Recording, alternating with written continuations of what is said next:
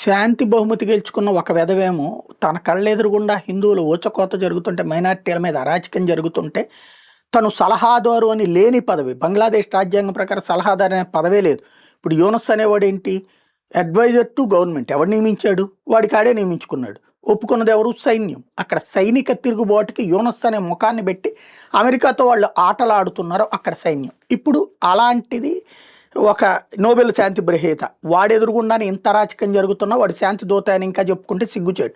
ఇంకో శాంతి దూత ఆంగ్ సాన్ సూచీ పాప నిజంగా బర్మాలో ఉన్నటువంటి సైనిక దుర్మార్గులకు వ్యతిరేకంగా పోరాడింది. తీరా చూస్తే ఆమెను జైల్లో పెట్టి, ఏది ప్రధానమంత్రికి ఎన్నికైన తర్వాత 2/3 మెజార్టీ కాదు 90% మెజార్టీతో గెలిచినటువంటి ఆమెని జైల్లో పెట్టేసేసి ఆమె మీద 100 కేసులు పెట్టి శిక్షలు వేసేసి ప్రస్తుతం బర్మాలో 5 ఏళ్ల నుంచి అరాచక పాలన, సైనిక పాలన నడుపుతున్నారు. ఇప్పుడు ప్రపంచ గుర్తింపు కోసం అని చెప్పేసి ఎన్నికలు పెట్టారు, డమ్మీ ఎన్నికలు. మయన్మార్ సైన్యం అధికార పగ్గాలు చేపట్టిన తర్వాత 5 ఏళ్ల తర్వాత జరిగింది.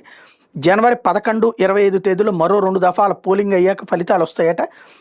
జాతీయ ప్రాంతీయ శాసనసభ స్థానాల కోసం 57 పార్టీలకు చెందిన 4800 మందికి పైగా అభ్యర్థులు పోటీ పడుతున్నారు. పార్లమెంటు రాజకీయ ప్రాతినిధ్యం పొందే అవకాశం ఉన్న 6 పార్టీలు పోటీ చేస్తున్నాయి. ఆంగ్ సాన్ సూచీకి చెందినటువంటి నేషనల్ లీగ్ ఫర్ డెమోక్రసీ పార్టీని సైనిక ప్రభుత్వం రద్దు చేసింది. ఇక్కడ ఎట్లయితే అవమీ లీగ్ని రద్దు చేశారు, అట్లాగే సైన్యం అండదండలతో పనిచేస్తున్న యూనియన్ సాలిడారిటీ డెవలప్మెంట్ పార్టీ ఈ ఎన్నికల్లో విజయం సాధిస్తుంది. అంటే ఇక రాజకీయంగా తాము ఒక మనిషిని పెట్టుకుని నడిపించుకుంటారన్నమాట.